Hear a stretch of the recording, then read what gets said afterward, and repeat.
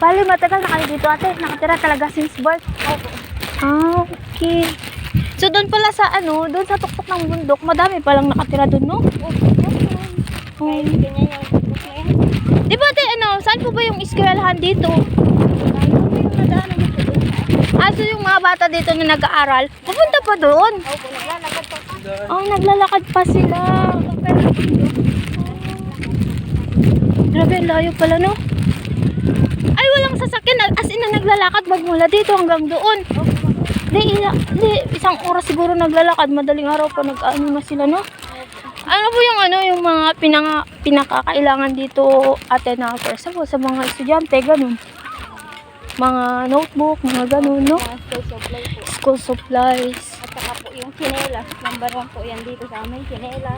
Mga tsinelas, payong, kapute, ganun, no? Kailangan din siguro dito yung mga tools ng mga pangtanim nito. Kasi, yun yung mga ano, no? Mga source of income, yung pagtatanim, ganun, no?